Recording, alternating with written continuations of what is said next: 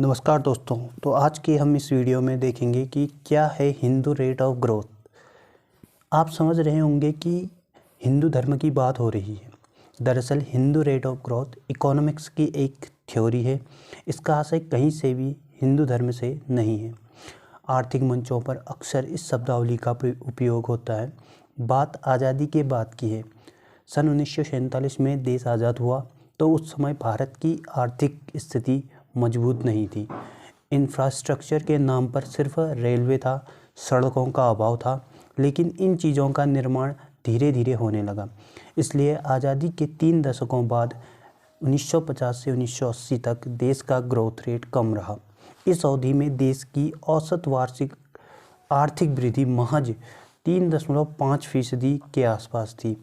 इसी धीमी विकास दर को जाने माने अर्थशास्त्री प्रोफेसर राजकृष्ण ने 1978 में हिंदू रेट ऑफ ग्रोथ का नाम दिया।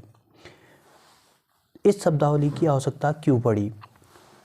तो प्रोफेसर राजकृष्ण उस समय कहा करते थे, हम कुछ भी कर ले हमारी विकास दर इतनी ही रहती है। वास्तव में उस समय भारतीय अर्थव्यवस्था घरेलू बचत के बल पर चल रही थी। इकोनॉमी में निवेश का स्तर बेहद कम था। जनसंख्या बढ़ने की रफ्तार प्रति व्यक्ति आय में वृद्धि से कहीं ज़्यादा थी, इसलिए विकास दर भी 4% के आसपास थी। प्रति व्यक्ति आय बढ़ने की गति भी कम थी। दरअसल प्रोफेसर राजकृष्ण हंसमुख स्वभाव के व्यक्ति थे। उन्होंने हंसी मजाक में यह बात कही थी, लेकिन बाद में यह एक इकोनॉमिक थ्योरी का रूप ले लिया। अंतर्राष्ट्रीय स्तर में इसका वर्चस्व और बढ़ने लगा तथा यह थ्योरी हर देश की जीडीपी में अपना योगदान देने लगी। इसी बीच रिजर्व बैंक के पूर्व गवर्नर रघुराम जी राजन ने कहा कि अभी प्राइवेट सेक्टर का इन्वेस्टमेंट कम है, ब्याज दरें बढ़ रही हैं, साथ ही वैश्विक स्तर पर विकास दर स्लो हो रही है।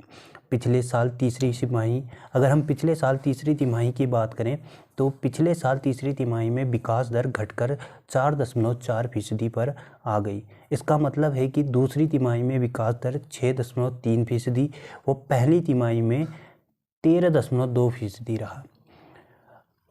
विकास दर जो भारत में बढ़ी, आज़ादी के बाद विकास दर कब बढ़ी, तो इस पर नज़र डालते हैं। भारत में सन 1991 में आर्थिक सुधार का दौर शुरू हुआ। नरसिंह राव की सरकार ने उदारीकरण की शुरुआत की। उसके बाद से ही देश की विकास दर हिंदू रेट ऑफ ग्रोथ की धीमी चाल को छोड़कर तेज़ी से बढ़ी। खासकर साल 2003 से 2008 के बीच देश की विकास दर औसतन 9% के आसपास रही।